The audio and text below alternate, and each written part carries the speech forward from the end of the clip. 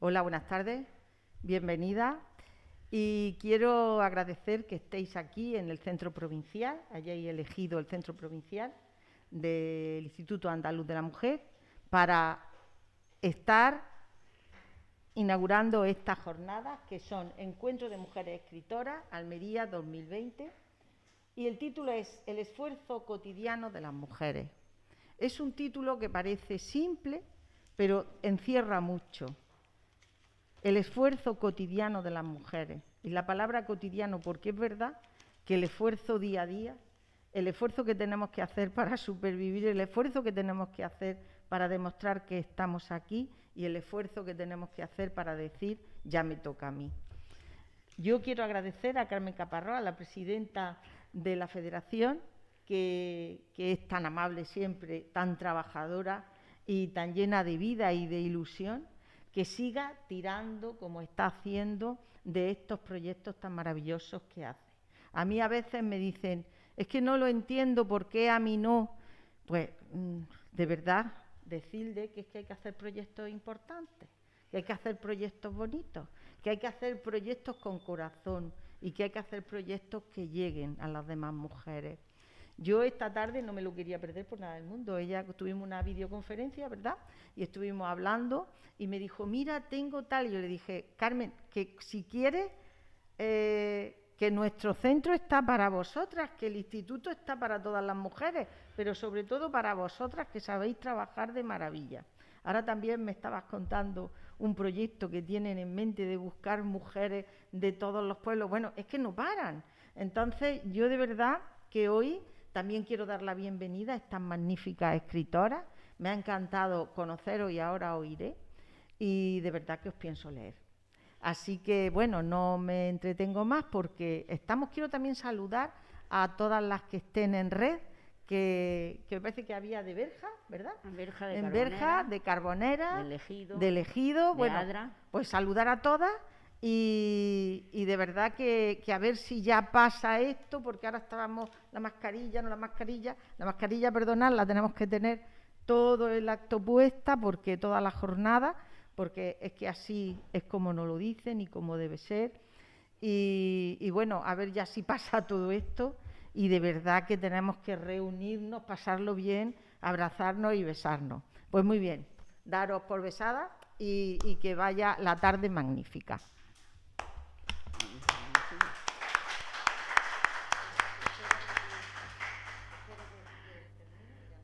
Pues buenas tardes. Quiero, como ha dicho María José, saludar a las mujeres y hombres que están en distintos puntos de la provincia escuchándonos esta tarde. Es para nosotros un proyecto, como bien has dicho, muy bonito que presentamos en el mes del año pasado, pero que el tema de COVID nos ha parado bastante, pero queremos reiniciar y tomar fuerza y tirar para adelante, porque no va a poder con nosotras. Entonces, esta actividad entra dentro de unos talleres de escritura y lectura que tenemos en la Federación. Yo soy la presidenta de la Federación de Mujeres del Poniente, con una ilusión grande porque el empoderamiento de la mujer llegue a través de la cultura, a través de la formación, porque no podemos decirnos cállate que no entiendes. Nosotros las mujeres tenemos que formarnos y coger las riendas de lo que somos capaces de hacer. Y por eso nuestro proyecto radica siempre en torno a la formación de la mujer. Este proyecto, del taller de escritura y esta actividad va relacionada con la actividad de la Biblioteca Nacional de celebrar el Día de la Escritora. Es el 5º año que se celebra el Día de la Escritora en torno a Teresa de Jesús, una mujer que fue feminista a su manera, a pesar de haber estado haciendo conventos, pero fue una mujer que quiso que las mujeres tuvieran fuerza y educación. Bueno, pues en torno a esta figura se ha creado el Día de las Mujeres Escritoras. Y nosotras queríamos, yo me siento hoy muy halagada de ver a las escritoras almerienses, parte de las escritoras almerienses, que son mucho más, que estén acompañándonos, porque ellas le dan vida y le dan forma e imagen a lo que queremos conseguir de todas las mujeres. Así que no quiero decir nada más, ahora presentaré a las escritoras que van a estar con nosotras, que son Mar de los Ríos, que es Ángeles Lobardi, que es Ana María Romero Yebra, mi querida Ana María, y es Saray, que Saray me hace muchísima ilusión que esté representando también al grupo de mujeres que quieren tirar para adelante. Así que gracias por teneros aquí, y ahora nosotros nos vamos a quitar, os vais a pasar, os sentáis aquí y os presento un poquito para que os conozcan también. Así que gracias. Haceros la presentación de una manera. Yo ayer no, antes de ayer, mientras buscaba la biografía de todas vosotras, os fui descubriendo y disfruté montones. Así que cada una, la presentación la voy a hacer pues según me pilló a mí el cuerpo conforme estaba leyendo. Así que a Mar de los Ríos la voy a presentar con sus palabras. Me gustó muchísimo la presentación que tiene hecha y en la que voy a decir. Ser Mar de los Ríos es mi proyecto vital. Desde muy pequeña me encargaba a caligrafiar mi identidad. Siempre he resuelto una bufanda demasiado larga, María del Mar de los Ríos Porras, y he tenido que firmar mucho porque hice bastante caligrafía y luego incontables exámenes para dedicarme a la profesión que supone mi sustento físico desde hace más de 20 años. Arquitecta técnica, y venga a poner mi farragoso nombre en cada cajetín, en cada plano, en cada proyecto que luego firmaba. Pero Mar de los Ríos estaba escondida entre tinta china y papel vegetal, sin demasiado interés para no ser vista y, sobre todo, aburrida como una mona de medir hormigones armados y en masa. En realidad, es la esencia de todo lo que es capaz de transmitir, que nunca calibraré muy bien qué es. Lo que sí sé es que no entra dentro de mis planes conscientes, léase, ni la violencia, ni la tacañería, ni el partidismo, ni los intereses creados, ni la petulancia, el dogmatismo, la ordinariedad, los chabacanos, el síndrome de nuevo rico, el nepotismo, la mediocridad convenida, en poder y la ignorancia premeditada. Seguro que me dejo algo. Ella, yo, las dos, pretendemos ser una mezcla entre Alicia en el País de las Maravillas y el sombrero loco, con una patina de Who, la de la mujercita, sobre todo aderezado con 2 cucharaditas de espíritu libre de Peter Pan. Creo que queda bastante claro, ¿no? Me gustan las historias, las que me cuentan y las que invento, y es sobre esta fórmula mágica desde donde pretendo con mucho pudor aproximarme a todo aquel que quiera compartir conmigo esta pasión. Y considero a la sonrisa como el puente de encuentro entre todo lo que existe en esta pequeña mota de polvo intergaláctico del universo múltiple. Para completar el cuadro diré que me aburre el aburrimiento y me enervan la multitud, la reiteración de los discursos sobre las obviedades, las conversaciones superpuestas, el mercantilismo exacerbado, especialmente el del arte, las tertulias de intelectuales de profesión y en general gente que no practica el silencio. Me gusta llamarme que soy cuentista, narradora, más que una literata. Eso me recuerda que me falta en mi lista de rechazos el etiquetado de las personas de lo que hacen. Toda esa amalgama supongo que soy yo. Y el que quiera tocarme, conocerla, tocarla, tiene que irse a un montón de libros que desde el año 2003 tiene más de 20 libros escritos, y aparte de artículos y demás. Pues gracias por ser como eres y por estar esta tarde aquí con nosotros. Gracias a vosotros. Bueno, después tengo aquí a mi lado a una persona para mí adorada, Ana María Romero Yebra. Nos conocimos hace muchos años, desde que es una madrileña, ella es almeriense.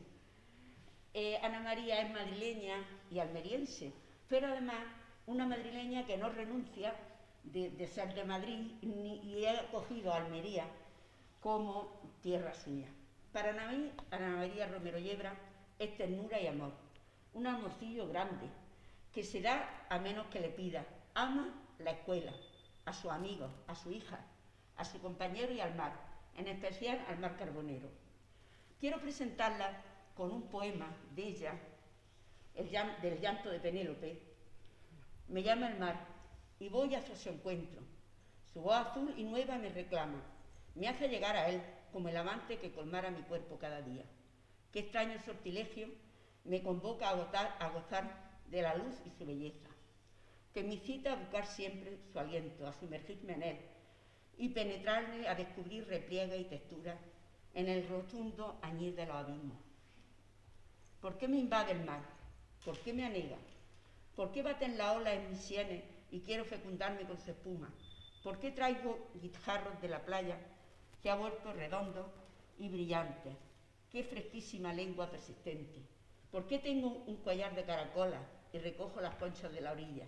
¿Qué significa el canto que modulo cuando me siento ungida por la agua? Quisiera en otra vida ser sirena y que Ulises me escuche en el Egeo siguiendo las estelas de su nave. Esta es de los últimos libros que tiene Ana María. Como he dicho antes, que quiera conocerla, es muy fácil llegar a ella a través de los libros infantiles.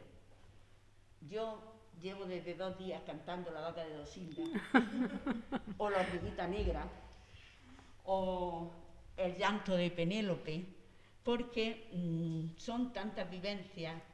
Mis nietas siguen los libros de Ana María, es decir, como he dicho antes, el que quiera puede seguirla, porque es conocida en todo el mundo por sus escritos, tanto infantiles como adultos. Bueno, hombre, ¿en todo el mundo? En Guadalajara, la del otro lado de la mar también. Bueno, y aquí a la derecha tenemos Ángela Novardi, María Ángeles, que es una mujer que he tenido que reducirle porque tenía tantísimos libros así que eran lo menos 8 páginas. 8 páginas para conocer su biografía y lo que ha hecho. No solamente, además de sus libros, el reconocimiento en certámenes, en revistas, etc. Nació en La Roque, provincia de Entre Ríos, en Argentina. Es poeta, escritora y profesora. Participó en varios encuentros de escritores nacionales e internacionales y estuvo en numerosos premios literarios en Argentina. En España y premios internacionales integran más de 20 antologías a ambos lados del Atlántico.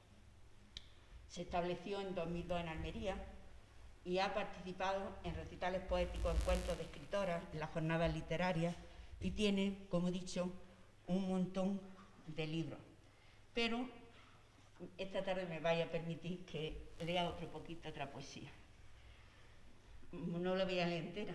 Vuelan libres las palomas en el cielo, en ese cielo que sueñan mis ojos y tantos otros. Las horas en la tierra se estiran y el tiempo no cede. El ayer duerme en las raíces silenciosas, pero el hoy levanta su voz, a pesar del dolor en carne viva. Porque es posible que exista, porque es necesario que viva, aunque parpadee la memoria. ¿Qué tal? Bueno, Muchas gracias. Encantado. Y ahora me queda Saray Santiago Fernández. Catalana y almeriense. Y tiene las dos cosas. Emprendedora por catalana y los soles de Almería, los soles almerienses han enredado su cabeza, sueños de historias, de guerreros, de espadas. Emprendedora y soñadora que ha echado a volar a hadas, guerreras, héroes en los libros que ya ha escrito a pesar de su juventud. Y para facilitar el vuelo de sus personajes, ha creado la editorial Arcano, para ayudar a que vuelen sus sueños y las demás personas que tengan algo que contarnos. Saray Santiago nació en Barcelona en el 84, pero lleva viviendo en Almería desde los 10 años. Su primera novela, La Rosa de Narán, y tiene ya más de una edición. Yo quería, que estoy pensando en la trayectoria para empezar a escribir. Contaba Saray que ha empezado a escribir no sé cuántas veces, lo dejaba, nacieron sus hijos y a partir de contarle cuentos a sus hijos siguió escribiendo.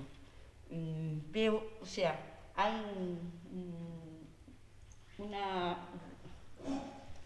una unión de fuerzas, digamos, entre todas, entre la creatividad del profesorado, el crear edificios, y ellas han ido creando y están creando un mundo para que nosotros nos lo disfrutemos.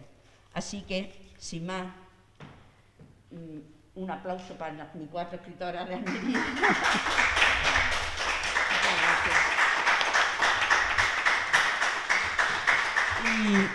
Y después de presentarlas, si ellas quieren decir algo en especial, y si no, les vamos haciendo preguntas que le tenemos preparadas. Yo me siento allí porque tenemos que estar más separadas y empezamos.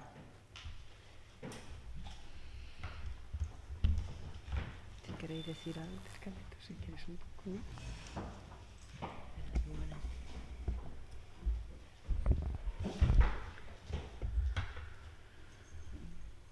¿Con quién? Empezamos con las preguntas. 4 mujeres fuertes y poderosas que tienen un montón de vida, porque yo creo que cada vez que se escribe un libro es una vida que se echa para que las demás la vivamos. Por eso, la primera pregunta que tengo para vosotras es una habitación propia. ¿Necesita un espacio propio para crear? ¿Necesitáis vuestro espacio propio para crear? Bueno, buenas tardes. A mí me gustaría a esta pregunta contestar con la voz de la propia Virginia Woolf cuando escribió este ensayo de Un cuarto propio, ¿no? Que decía que una mujer para escribir necesitaba dinero y un cuarto propio. El cuarto propio, en el 1928, que escribe este ensayo, cuando le preguntan en la Universidad de Oxford, no sé si era Oxford o Cambridge, la conmina para hacer esta conferencia, que es la novela y mujer, pues ella contesta todo menos esa pregunta, ¿no? Porque no lo tiene claro, ¿no? Las grandes pensadores dejan preguntas en el aire más que contestarlas, pero sí contesta lo del cuarto propio, es decir, la tranquilidad que tiene que tener una mujer, la serenidad y el espacio físico para que no la molesten, que en 1928 era impensable. Claro. Y dinero. Y ella contesta de por qué puede ser Virginia Woolf. Aquí empezaba ya a ser la gran Virginia Woolf en 1928. Y dice así: mi tía Mary Beaton, debo decirlo, murió de una caída de caballo cuando iba a tomar el aire a Bombay. La noticia de mi herencia me llegó una noche casi al mismo tiempo que pasaba la ley concediendo el voto a las mujeres. Una carta de abogado cayó al buzón y al abrirla supe que tendría 500 libras al año para toda mi vida. De los dos, el voto y el dinero, me ha parecido mucho más importante el dinero. Esta es Virginia Woolf. Esto es lo que a mí me admiró de esta mujer y todo lo que he leído. Para mí es mi escritora de cabecera y creo que hombres y mujeres tienen que leerla porque es admirable. Hay que tener dinero, y luego sigue diciendo para no odiar ni amar a los hombres por el dinero, sino simplemente como compañeros. Y es, desde luego, mi libro de cabecera, Un cuarto propio, que resume en muy pocas palabras, como a mí me gusta, con la concisión de Virginia Woolf, de que efectivamente hay que tener la serenidad, hay que tener la inquietud de contar algo desde el fondo de tu corazón, y por supuesto hay que tener dinero para que el objetivo no sea ganar dinero con la literatura, que ese es otro tema del que a lo mejor Ana nos puede hablar con más precisión, sino tener dinero para no tener la premura de ganar dinero a través de ella, porque si no ella nunca hubiese sido Virginia Woolf. Bueno, pues a mí me ha gustado mucho lo que ha dicho Mar. Yo también he leído a Virginia Woolf, pero concretamente eso no lo sabía, que lo había dicho ella en una conferencia, pero siempre me ha parecido muy importante lo de tener dinero y tener un cuarto propio. Aunque yo tengo que confesaros que efectivamente a mí la literatura no me sustenta la vida, como ya hablaremos después. Yo he vivido de mi profesión de maestra y ha sido mi trabajo cerca de los niños y dando clase lo que me ha mantenido siempre. La literatura ha sido pues como un mero añadido, como un aditamento barroco en mi vida que me ha venido bien porque me ha dado muchas satisfacciones. Pero en cuanto a lo del cuarto propio, yo lo considero muy importante. Pero yo tengo que confesaros que soy bastante anárquica para escribir. En cualquier momento, en cualquier sitio, a mí se me puede ocurrir una idea y puedo agarrar una servilleta de papel, puedo coger un folio, puedo escribir en una esquinita del periódico si lo estoy leyendo para captar a lo mejor esa metáfora o ese tema que me gusta y que luego desarrollo. Naturalmente desarrollo el tema o escribo un libro o escribo unos poemas en un sitio acogedor donde me sienta arropada por el silencio, por la tranquilidad, pero he llegado a un punto que soy capaz incluso de escribir, aunque esté la tele puesta y haya unas voces que me perturben un poco, porque he conseguido aislarme cuando estoy con mis propios pensamientos. Me gustaría ser más disciplinada y efectivamente tener un horario de escritura, tener una habitación donde dijera me meto aquí que no me moleste nadie, pero no es lo habitual en mí, aunque sí tengo un lugar donde tengo el ordenador y paso allí los originales y tal, pero generalmente no escribo allí, se me puede ocurrir en cualquier sitio y allí me pongo. Así que cada una yo creo que tendremos un sistema, ¿no? Pues sí. ¿Sigo yo? Yo la verdad que también me ha gustado lo que ha dicho Mar, lo que has leído de Virginia Woolf.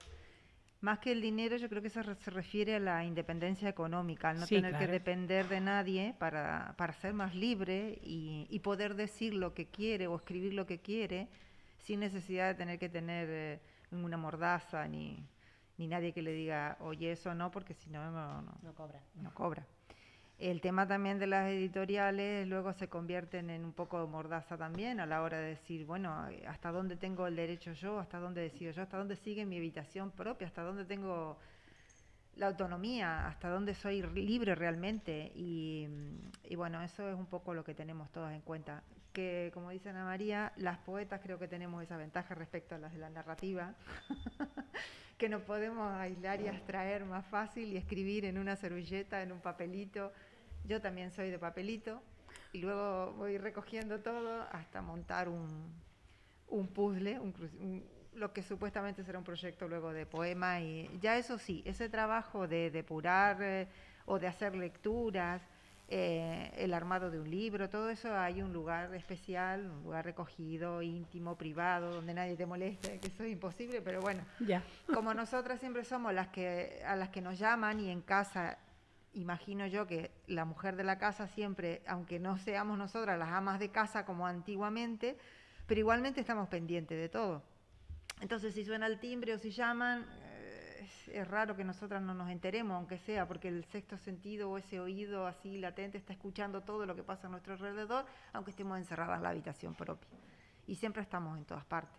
Escribimos también en todas partes. Yo creo que lo de la habitación propia es un anhelo y un deseo. Una metáfora, ¿no? Una metáfora, pero bueno, pero luego se da en todo sitio, porque yo también he estado de viaje y no estoy en mi lugar y también ahí estoy escribiendo o haciendo un diario de un viaje y eso luego se vuelca en el papel. Y no sé, ahora mi compañera, bueno, tengo que compartir Bueno, yo soy más como Ana María. Yo tengo 2 niños pequeños, así que yo directamente no tengo habitación propia. Tampoco tengo horario porque es imposible. Y yo soy de escribir en papelitos. De hecho, tengo servilletas, trocitos de papeles, los voy guardando y luego los voy juntando. Y yo sí que tengo un espacio privado dentro de lo que cabe, en el mismo salón donde juegan mi hijo y gritan mi hijo. Así que yo he aprendido a escribir con ruido. De hecho, en silencio soy incapaz de concentrarme. Escribo con música, con gritos, con peleas, con perros ladrando. Así es como me salen a mí las historias. De hecho, cuando se van al cole y digo, venga, ahora está todo en silencio, voy a intentar escribir, no me sale nada. Así que trabajo.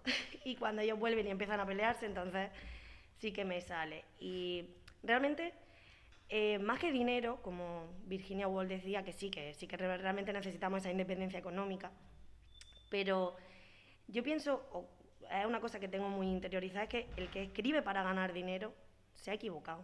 O sea, hay que escribir porque queremos escribir, independientemente de si ganamos, si no ganamos. Realmente publicamos porque somos vanidosas en cuanto a que queremos que nos lean, que digan, ¡ay, qué bien lo ha hecho! O ganar dinero, por supuesto. Pero realmente escribir, quien escribe para ganar dinero, se ha confundido.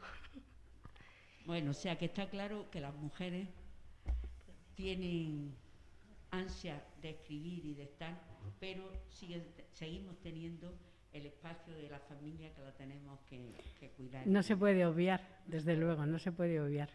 La otra pregunta que teníamos aquí, como escritora de la periferia, ¿qué dificultad encontráis por ser mujer a la hora de publicar?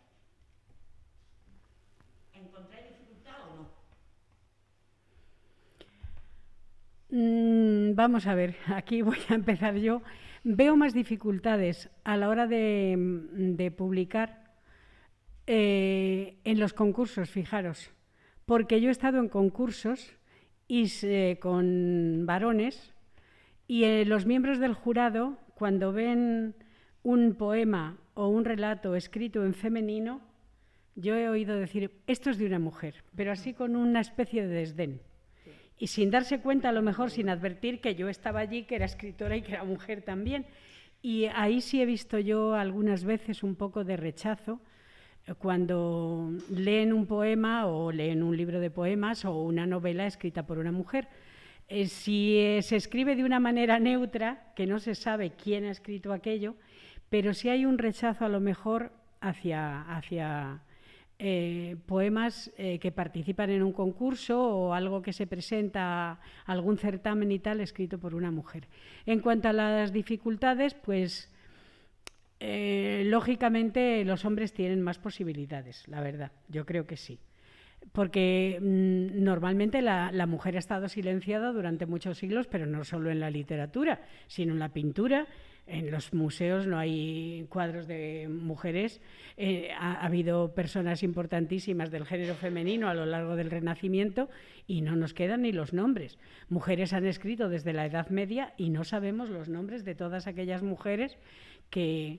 Bueno, es que hemos llegado hasta el siglo XVII, el XVIII, usando las mujeres seudónimos femeninos, o sea, masculinos, para poder publicar su propia literatura, con un nombre pues como el de Fernán Caballero o un seudónimo que pudiera hacer pensar a la gente que aquello no era una mujer. Recuerdo yo que leí en una biografía de Carolina Coronado, que escribió desde muy jovencita, que ganó un concurso con un poema que era una oda a la palma, o sea, es decir, a una palmera. Tampoco es un poema maravilloso, pero los miembros del jurado se lo premiaron porque ese poema era muy viril y no parecía que estuviera escrito por una mujer. Entonces esto es tristísimo, claro.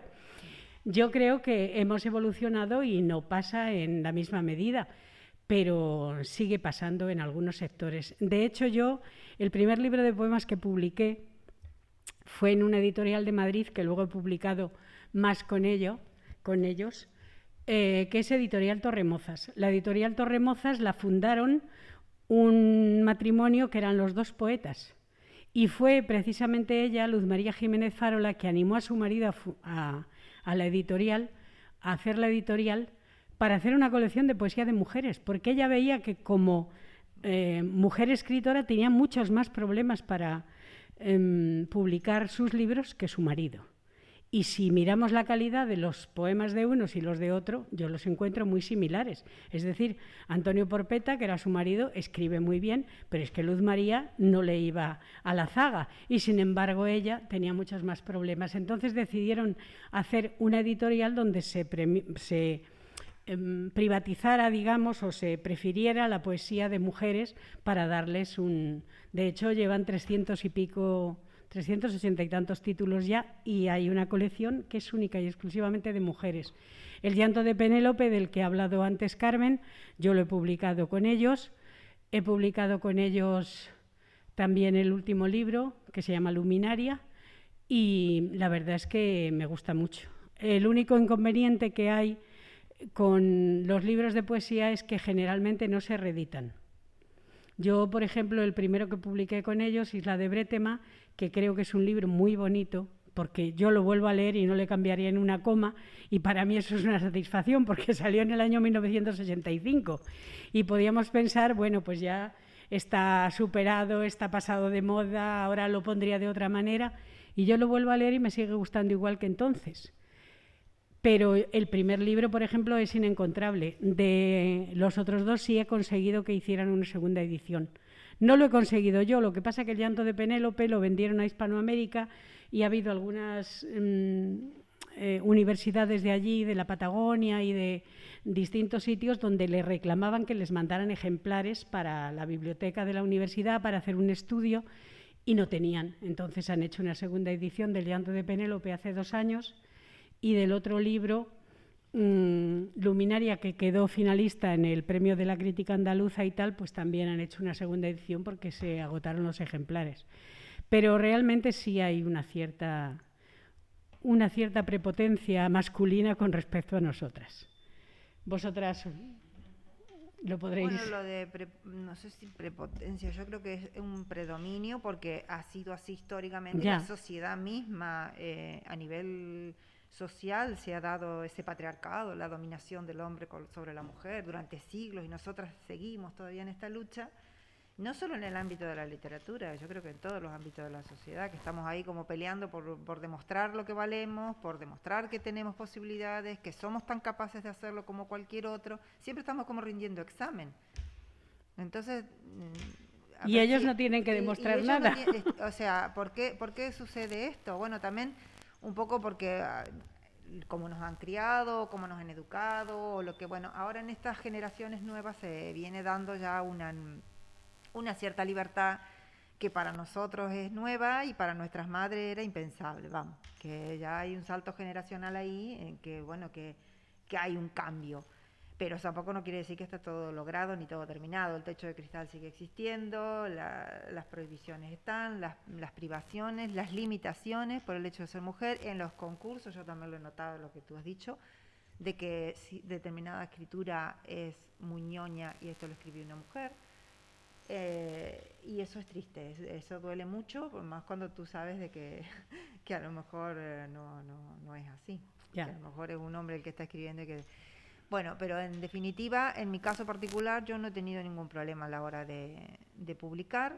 Lo que sí noto es que también hay un tema de que ha cambiado la edición. Ahora se puede acceder a editar en otras posibilidades que antes eran impensables, y que bueno, que no solo esperar a tener el dinero para ir a pagarte la edición, o esperar que te salga un concurso para que te publiquen un libro. Entonces hay en todo ese batiburrillo, en esa novedad, porque nos vamos adaptando a la nueva realidad, y nosotros también tenemos que sobrevivir y seguir y amoldarnos a esa nueva realidad.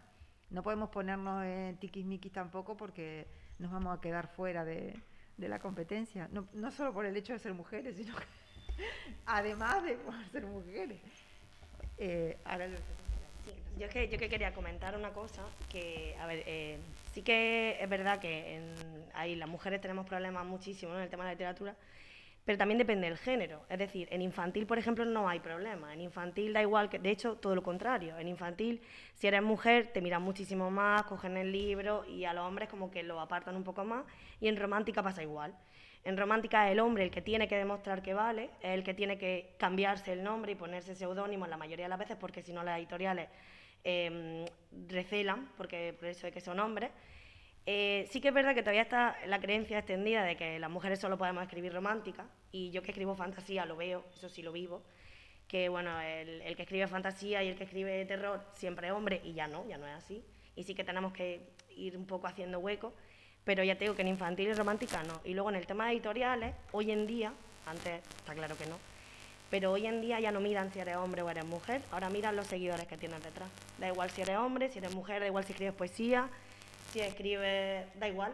Si es una editorial tradicional que apuesta por el autor, lo que mira es realmente lo que viene detrás para poder vender o no. O sea, y eso ya sí que hablo desde la experiencia como editora, que llevo ya 5 años, muy complicado. O sea, ya no es solo que sea, ya no solo hay que luchar con ser mujer, sino que encima también tienes que tener seguidores detrás. O sea, que vamos con más lacras todavía. O sea, que eso quería comentarlo. Que bueno, yo no he tenido problemas con ser mujer, la verdad. Pero sí que he visto el tema eso de que si escribes fantasía y eres mujer, pues como que a lo mejor ya no es todo tan chuli, pero bueno, en cuanto te metes un poquito ya todo se arregla.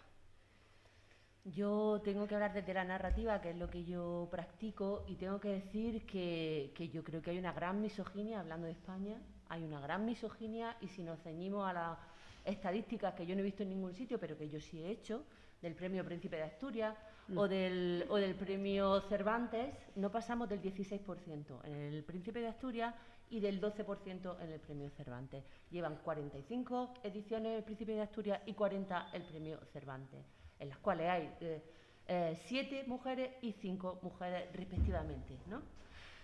Decidme si son 2 premios que son contemporáneos, que son modernos, desde la democracia, uno desde el 81, otro desde el 76, siempre Asturias, Cervantes, si eso no es misoginia.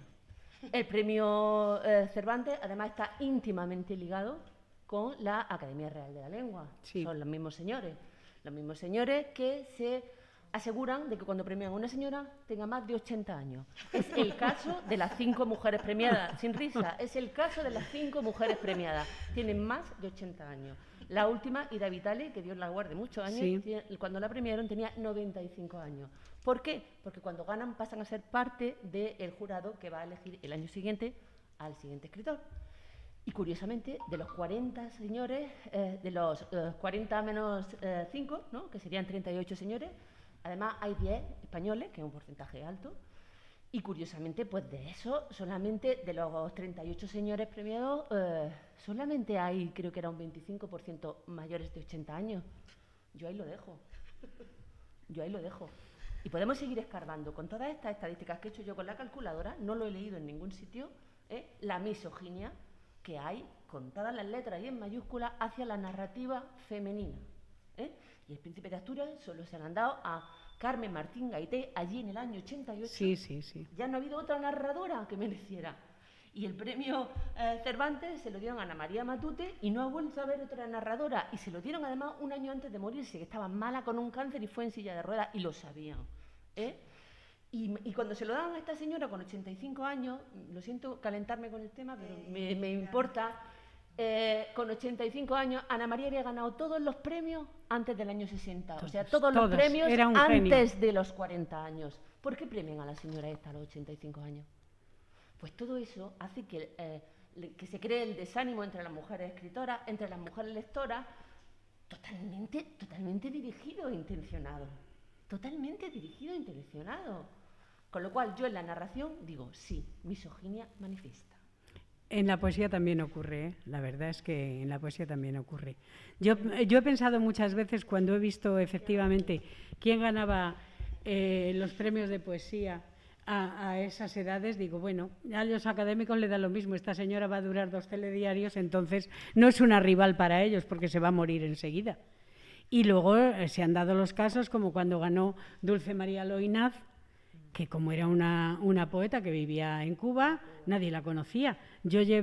Tenía yo una antología de poesía cubana y la llevé al día siguiente al colegio, que estábamos en el Puche, porque ninguno de los maestros sabía quién era Dulce María Loinaz, y en el recreo les leí 3 o 4 poemas de ella. Pero claro, a lo mejor el que lo gana es un señor y todo el mundo ha leído algún libro de él, todo el mundo sabe quién es. Ah, pues sí, yo recuerdo que me han dicho que tiene una novela muy buena. Es decir, hay otra difusión a nivel de hombre, y la misoginia existe, por supuesto. Bueno, no hay que nada más que irse a la Real Academia de la Lengua. Efectivamente. Con 11 señoras de 500 integrantes desde en 1713. Por ejemplo. Y se ha dicho que hasta lo menos hasta dentro de 500 años. Claro, y las 11 son también del siglo XX-XXI. Sí, Carmen Conde en el 76, pues la siguiente es a los 13 años. Pero no estábamos ya los progres, no había llegado el progresismo a España. Es muy triste. Bueno, para pasar al otro lado, ¿se está feminizando la escritura? ¿Se puede hablar de una literatura femenina? ¿Se puede hablar de una literatura femenina? Se puede hablar de una literatura, lo que decíamos antes, que nos decía Virginia Woolf, un escritor o una escritora escribe de lo que le interesa y de lo que le emociona. A las mujeres que le interesa y que le emociona. Como decía antes María Ángeles, que no hemos visto todas reflejadas, la mujer escribe y por mucho que se encierre está pendiente de la puerta, de si tiene que ir al Mercadona, se controla el tiempo y tal y que cual. Los señores en general, Bueno Vallejo, cuando te contaban que ves documentales de ellos, no tenían ni idea de freír un huevo. Pero ni idea. Ni de nada. El asistente. Pero ni idea. El asistente o su mujer o una asistente, que es la que le hace todo el trabajo, porque si no, no te pueden dedicar 8 horas a escribir. Nosotros no podemos de corrido. ni aislarlos, ni aislar. No. Entonces, no hay una escritura femenina ni masculina. Las mujeres escriben en general de lo que les interesa y pueden crear personajes, hombres y mujeres, tan interesantes, masculinos como femeninos, porque no son estúpidos, vivimos en el mundo. Lo único que tiene que emocionarte y crear una historia. Pero no es tampoco, no se nos pasa por alto, dicho por ella misma, que J.K. Rowling decidió poner J.K. Rowling porque le era mucho más interesante no tener género. Claro. Y ahí está Harry Potter. Claro. Y Harry Potter no es el personaje, no es Hermione, que es la segunda de a bordo, que ella se sentía identificada con Hermione. Era más fácil que ella hubiese construido a Hermione, ¿no? Que hubiese sido Harry Potter, pero en chica. Todo eso está en la literatura y está en cuando tú editas, y por supuesto ya en un pelotazo de ese tipo ni te cuento, y ella decide con la editorial llamarse J.K. Rowling. No hay escritura femenina ni masculina, hay interés. Yo creo que hay buena escritura y mala escritura, y una la escriben mujeres y otras hombres. Claro.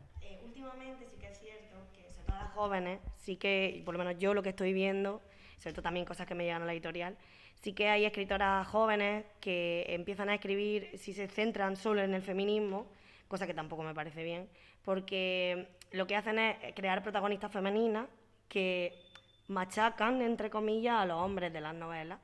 Y es literatura juvenil. Y claro, eso está... Claro, el problema es que ese estilo... Sí, pero el problema es que ellas se venden como escritoras feministas. Bueno.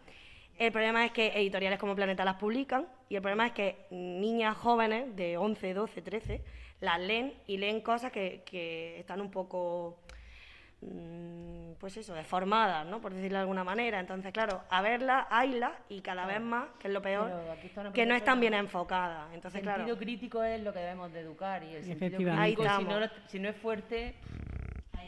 Yo creo que la pregunta iba encaminada a si existe una literatura feminista, si ha destacado de tal manera que se pueda reconocer como tal. Yo creo que no. Que la literatura... Y es más, yo creo que hasta las mujeres queremos de que siga existiendo una literatura buena y una literatura mala. A nosotros no nos interesa que se nos reconozca porque ya sería hablar de una literatura sesgada. Claro, sería otra discriminación. Exactamente. O nos etiquetarían... Sin embargo, estamos, por lo que decía también Ana, que sin embargo, ante el día a día, se opta por hacer editoriales donde se editen solo a mujeres por las pocas posibilidades. Y decir, ¿es una situación transitoria? Ojalá que lo sea. Sí, pero porque eso lo ideal es sería que se publicara sin saber el nombre. Yo me acuerdo...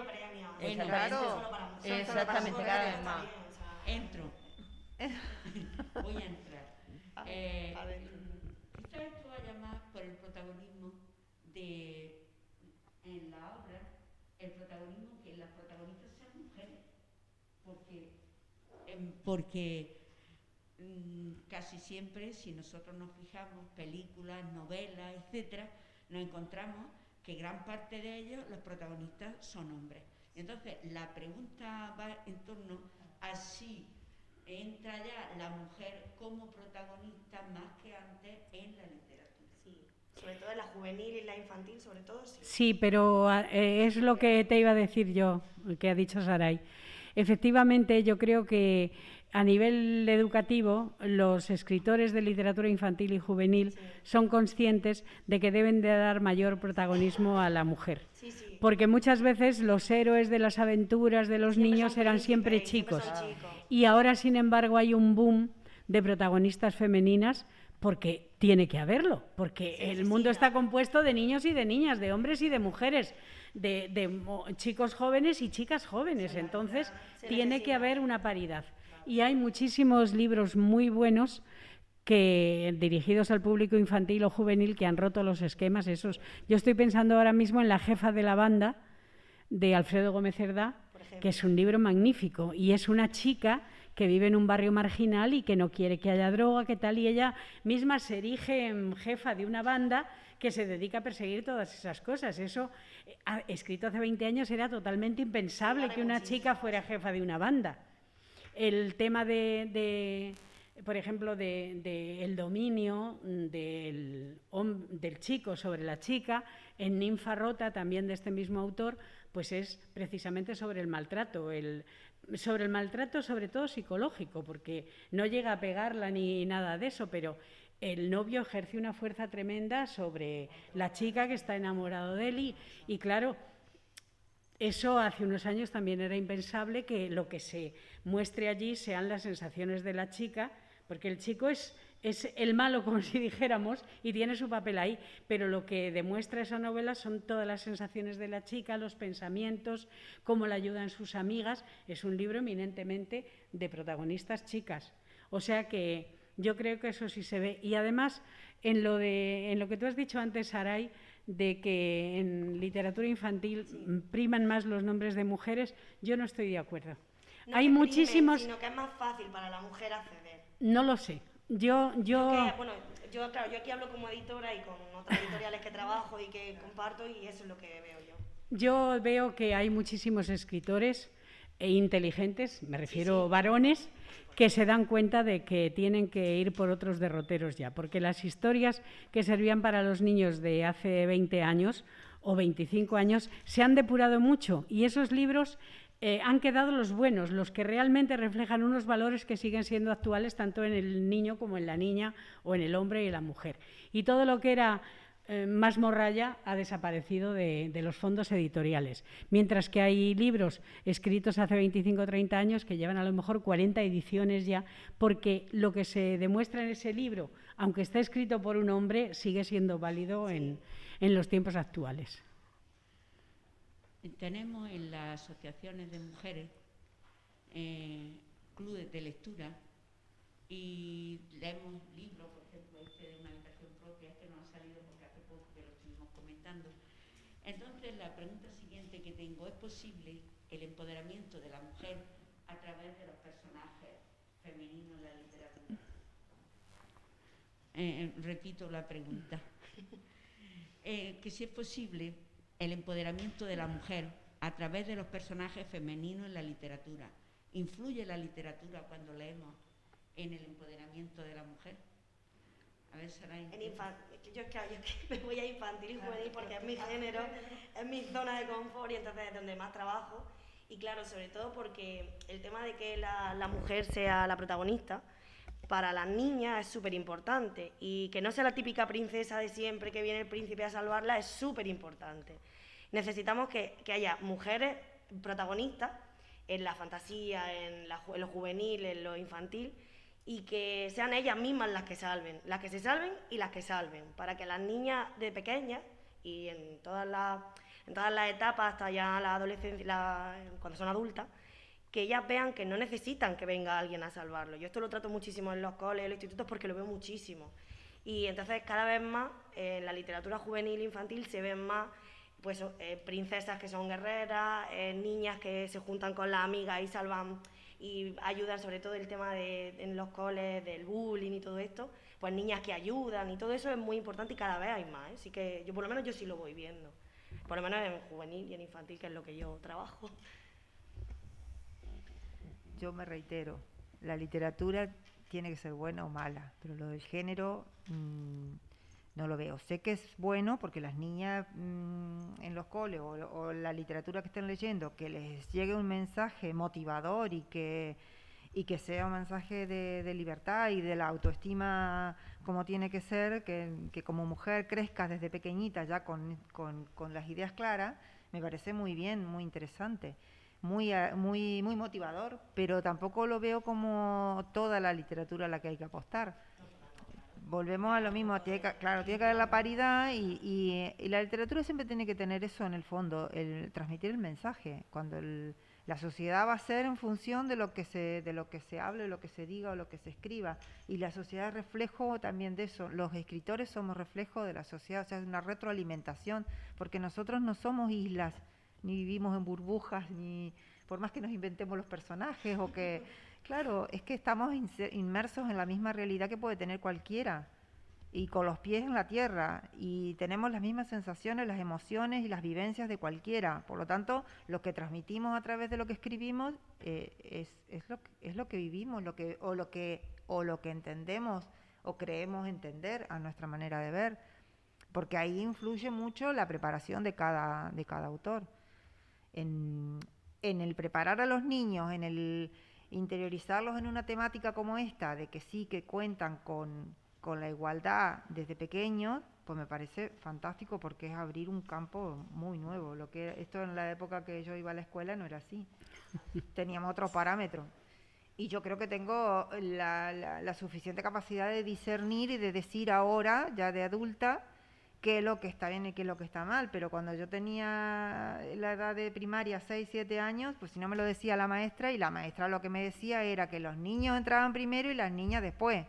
O que los niños tenían privilegios o iban a hacer deporte y las niñas íbamos a corte y confección o a sus labores. A mí me reventaba eso, con el perdón de la expresión, que nos mandaran a coser y a bordar cuando ellos eran los que iban a hacer deporte. ¿Por qué esa diferencia? Entonces yo crecí con eso y así como yo tantas. Pero tendrás que cambiar eso entonces. Eso ha cambiado en la escuela. ¿Tu escritura en intentar cambiar eso? No, eso en mi escritura ha cambiado, eso no es así. O sea, yo en mi escritura es totalmente fuera de género.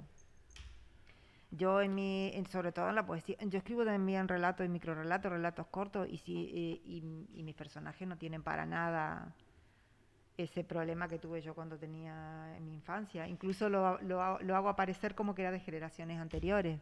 Yo lo tengo superado pero yo a nivel personal.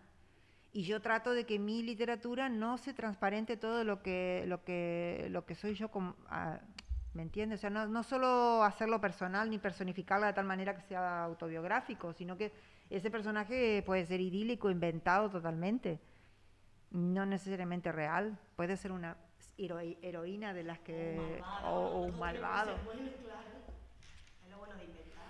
La ficción te permite eso. La historia te permite... Bueno, yo lo que sí quería apuntar, puesto que vosotros estáis hablando de los protagonistas y de cómo las niñas o las jóvenes son protagonistas, hay una cosa que a mí me está alegrando mucho y que no está precisamente dentro de los libros, sino en la obra que han hecho mujeres en los libros, porque realmente están surgiendo una cantidad de novelas y de libros de poesía maravillosos escritos por mujeres, y eso también es un empoderamiento. Sí. Estuve leyendo yo este verano, bueno, he leído varios libros, pero me deslumbró uno que me regalaron, que es la historia de los libros, escrito por Irene Vallejo, El infinito en un junco. No sé cómo esa chica, que es una mujer muy joven, puede escribir también y dejar a una persona como yo, que he leído mucho, que admiro muchísimos escritores, dejarme deslumbrada de esa manera. Entonces ahí hay un empoderamiento de la mujer en la literatura, más que incluso cuando a una niña la haces que es guerrera y muy valiente y tal y cual, sino porque yo me imagino que todos esos académicos retrógrados, todos esos tontorrones que dudan de la mujer, cuando se leen Vida de una actriz de Elvira Menéndez, que es la vida de la Calderona, que era amante de Felipe IV y que le ha costado 4 años escribir ese libro, y es una novela magnífica porque había muy pocos datos, ha tenido que investigar, ha tenido que inventar, ha tenido que hacer tantísimas cosas, y lo lees y es un panorama de la España de ese siglo, con las modas, las costumbres, o sea, no es solo la historia esa, dices, ¡jo, qué mujer lo que ha hecho! Y el otro, el de Irene Vallejo, o sea, te encuentras con libros que son realmente una muestra de que la mujer tiene un talento extraordinario. Y eso a lo mejor fastidia a los señores, pero sí nos empodera a las que escribimos, aunque no seamos la protagonista de ese libro precisamente, sino porque se ha revalorizado las figuras que están en ese libro y además las ha revalorizado una mujer que tiene el talento para hacerlo. Y eso yo creo que es muy importante. Poco más que añadir, que si el empoderamiento es la toma de conciencia de que una pueda llegar allí donde se proponga con la preparación necesaria, obviamente todo lo que se escriba donde las mujeres son protagonistas fortalece ese espíritu. Que a nosotras no hubiesen contado en la infancia lo que eran las pueblas doctae, ese grupo de mujeres que rodearon a Isabel la Católica y que ella misma, por ejemplo, se ocupó de que existiesen, si no hubiesen contado la historia de esa manera, nos hubiesen ahorrado muchas curvas, ¿eh? Entonces, la educación y el empoderamiento y la lectura de ficción va todo unido. Volvemos a la escuela, yo siempre vuelvo a la escuela. Todo tiene que ser un entretejido donde el feminismo, las mujeres, los hombres, la igualdad de oportunidades real en una democracia no sea un proyecto, sino sea una realidad. Y en este país yo creo que hay mucho charlatán y charlatana y muy poca remangarse para hacer un plan de verdad de verdad, donde nos pongamos manos a la obra. No es Tema Baladí, que es la primera premio Nobel en 1909 creo que fue, y el premio Nobel empieza en 1901, fuera una maestra que le encargasen un libro sobre geografía de Suecia, que hiciera un libro precioso y luego la nombrasen y la metiesen en la Academia de la Lengua Noruega. ¿Nos llevan 100 años? Nos llevan 100 años. ¿Por qué? Porque eso estaba ya conectado o estaba conectándose de una manera que no ha sufrido merma en 100 años. Aquí todavía está y aquí no ha empezado. Está por construir. Luego, menos salsa y más trabajar, ¿no? Como decía Miliquito. Nos hace falta mucho remangarnos de verdad y entretejernos, hombres y mujeres, para empoderar una sociedad de igualdad. Sí. Pero hay que para empoderar la sociedad hay que trabajar la escuela, la casa, el entorno, los medios, la tele, porque y menos politiqueo y más igualdad de oportunidades y derechos humanos. Sí, porque decir y hacer un acto y ponerse la medallita de que somos estamos muy cansados y muy cansadas los que ya tenemos está. Lo del empoderamiento, lo que tú dices, tenemos ya una edad, hemos leído mucho y tal, Claro, nos chirría tanto, ya apagamos la tele y nos vamos a andar por la playa porque decimos, ¿qué puedo hacer yo más de estos 40 años que llevo trabajando en este sentido, ¿no? No sé qué hacer, es como una sensación de fracaso y decir, pero ¿y si dejo los remos? Claro, ¿Qué hacemos? peor todavía. ¿Qué hacemos? Peor eso todavía. Eso Pero no, sí que vivimos una época de ni que se nos note, de tristeza, yo al menos en mis sentimientos, ni de que se tristeza, nos note. que no se nos note, No. pero de tristeza en este sentido Que no de se decir note la en qué flaqueza. tipo de democracias estamos viviendo, que todavía hay que explicar esto con tanto ahínco, Es ¿no? lo que he dicho hoy, seguimos dando examen. Parece que nosotros tenemos que justificar que tenemos derecho a hacer algo. Si tenemos la capacidad, si el hombre y la mujer si somos iguales. Es Y que esto no- parece que estaba fuera de duda, ¿no? Sí. Hace ya mucho tiempo, el segundo Parece que hay que territorio, y aquí ya explicarlo. parecía que con el 78 ya se había puesto claro. Sí, pues no. Pues oigan, no. Pues hay a mí una frase que dice en la feminista, donde me meto, que dice, la igualdad llegará cuando las mujeres nos equivoquemos las mismas veces que los hombres y no se nos note. No se nos castigue tan duramente, no se nos juzgue tan duramente. Bueno, ahora me quiero meter, bueno, está clarísimo que todos tenemos que hacer, como han dicho por ahí, la escuela, la familia. Nosotros, la Asociación de Mujeres, estamos intentando, el micrófono se me olvida, estamos intentando meter a través de la lectura esos personajes y es muy bonito ver cómo las mujeres, la Asociación Mía de Mujeres son amas de casa, trabajadoras en el invernadero, etcétera, y cómo en las reuniones que tenemos suele ser en un bar para que la gente vea también que hablamos de libros y entonces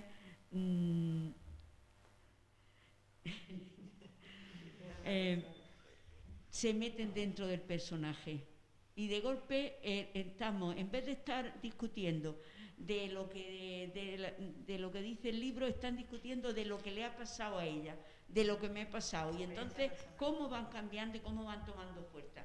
Yo creo que ese poder, como decía Mar, que lo vamos teniendo y en las cosas que vamos haciendo es importante. Bueno, por mi siguiente pregunta, y ya nos quedan dos, y después podéis decir lo que queráis.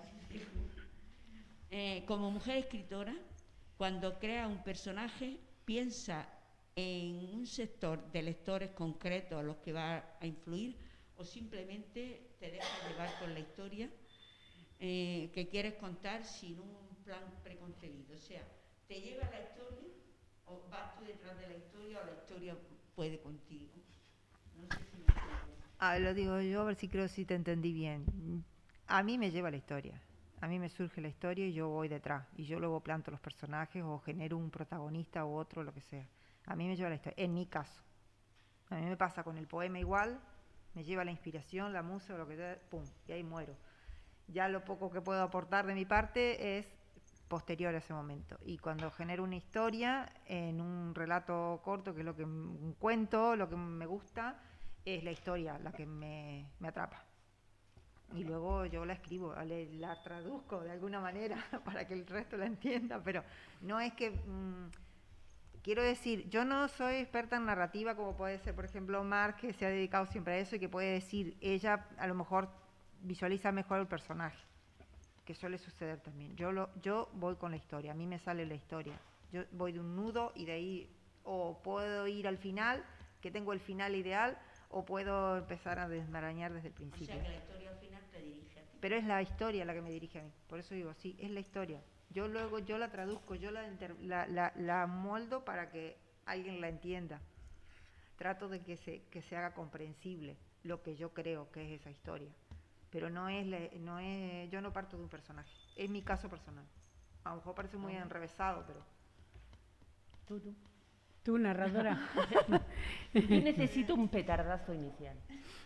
¿Qué se llama petardazo inicial? Se llama un tema que me conmueva hasta la última fibra de mi ser, que suelen ser las mujeres, que suelen ser los seres en general que han tenido menos oportunidades, que son muchas mujeres, con un pensamiento optimista del mundo. Es decir, mis historias siempre acaban con final abierto, donde hay esperanza si una se lo propone, que le va a costar el triple que los que tiene a su alrededor. Pero todas mis protagonistas son mujeres de inspiración real, biográfica, porque a mí me gusta mucho leer historia. Yo creo que a todas nos gusta leer, a los que nos gusta leer también nos gusta saber qué mujeres sobre todo había, y en ese sentido pues también hacemos nuestro trabajo de arqueología. Y yo necesito un petardazo inicial que diga, ¡guau! Esta tía está para ponerla en una novela. En general tía, porque es lo que me emociona, porque es lo que encuentro empatía, desde Heidi, desde Pippi Langström, desde Mujercita. Yo encontraba esa empatía, y yo no era ni feminista ni no feminista, ni Alicia en el País de las Maravillas. Yo encontraba la empatía en el género. El género es lo más empático que hay, lo que uno toma conciencia con 3 añitos, que no toma conciencia de nada más, si eres rubia, morena, si tienes los ojos verdes. De eso no tomas conciencia casi hasta los 15. Pero si sois chica o chico, sí tomas conciencia. Entonces yo, desde Pippi Langström, desde Heidi, de tal, la empatía es al mundo de las mujeres. Y me he dedicado a leer a mujeres y a construir a mujeres fuertes. Después de ese petardazo final, pues yo, como he hecho muchos proyectos de arquitectura, a mí me ha favorecido, porque yo, el construir un edificio desde los cimientos, de tener el presupuesto, de tener los materiales, de saber qué quiere el promotor, es exactamente igual que un libro. Entonces, yo tenía ese camino, cuando yo me pongo a escribir literatura, yo tenía ese camino de haber hecho muchos edificios. Y es exactamente igual que un edificio. Yo hago la estructura, con ese petardazo hago ¡yum! Y subo una estructura. Y a partir de ahí, las habitaciones, la escalera, las ventanas, el ambiente, lo que se ve a través de las ventanas, eso ya me va surgiendo por el camino de caminar mucho. Yo tengo que decir que escribo mucho y luego camino mucho. Le pasaba también a Virginia Woolf. Camino mucho, mientras estoy caminando, después de levantarme, estoy cambiando el capítulo. Vuelvo y lo cambio, ¿no? Esa es mi experiencia de la narración. Bueno, yo escribo de distinta manera. O sea, normalmente yo me pongo a escribir de algo que se me ha ocurrido, de algo que me gusta, de algo que me emociona, en prosa o en verso. Generalmente me decanto más por la poesía, pero también es distinto si estoy escribiendo para un adulto, como si estoy escribiendo para un niño. Pero no es que yo me lo proponga a priori, sino que, yo qué sé, un pájaro cantando en una rama me puede sugerir un poema que cuando lo acabo digo, olé, este poema desde luego es para una persona muy entendida, que comprenda estas metáforas, que se dé cuenta de que hay un mensaje en el trasfondo que tiene que ver con el ser humano, no con el pajarito. Y si es un poema que te sale de una manera muy fresca, muy sencilla, desde la niña que todavía, gracias a Dios, llevo dentro, entonces es un poema para los niños, lógicamente. Y cuando yo me pongo a escribir nunca me preocupo de para qué me va a servir aquello, a no ser que, como me ocurrió este verano con La Voz de Almería y Juan Grima, el de Editorial Arráez, digan, ¿quieres escribir un relato sobre la emigración que tenga 12 páginas, que tal y que cual? Pues le dije 4 veces que no, y a la quinta le dije, bueno, Juan, te lo escribiré. Y entonces, claro, ya te tienes que ajustar a un tema, a una extensión y tal. Es verdad que la protagonista, hay 2 mujeres que les han pasado muchas cosas y tal, o sea que ahí digamos que hay un equilibrio entre hombres y mujeres, ¿no? Pero yo no suelo trabajar de esa manera. Si lo hago es porque algún amigo me ha dicho, oye, un poema para fulanito que le vamos en un discurso o en un homenaje, escríbele eso. Pues a veces, claro, Yo he escrito poemas pues, de personas que me han emocionado, como Julio Alfredo Egea. Le he escrito 3 o 4 poemas para leérselos en ocasiones, para regalárselos a él, o yo qué sé, o en circunstancias muy puntuales. Y si alguien te hace un encargo porque le hace ilusión que estés en esa antología o tal, pues a lo mejor es sobre el olivo, bueno, pues haré un poema sobre el olivo. Pero yo suelo ser muy... Lo mismo que soy anárquica para escribir y en cualquier sitio me puedo poner, pues soy anárquica también para eso. Me pongo a escribir porque algo me emociona, porque algo necesito sacarlo de dentro de mí y luego, una vez que ya está hecho ese esbozo o ese primer principio, te das cuenta de que ahí puede salir un libro para adultos, que puede ser un poemario muy bonito. A mí, por ejemplo, ya que has leído un poema del llanto de Penélope, el llanto de Penélope yo lo publiqué, me parece que fue en el 98 y luego se ha hecho una segunda edición. Pero el llanto de Penélope yo lo escribí porque, como todos conocéis la historia de Ulises, que se va a la guerra de Troya y tarda 20 años en regresar a su Ítaca, a su isla de Ítaca, y allá ha quedado Penélope con un niño pequeño gobernando la isla, 20 años sin saber nada de su marido. Yo decía, pero bueno, ¿cómo esta mujer, que era reina, que era inteligente, que es capaz de llevar adelante, cómo luego viene el pardillo este y lo recibe con los brazos abiertos? Hombre, por favor, si era para darle de tortas. Entonces yo escribí el llanto de Penélope desde mi posición de mujer de ahora.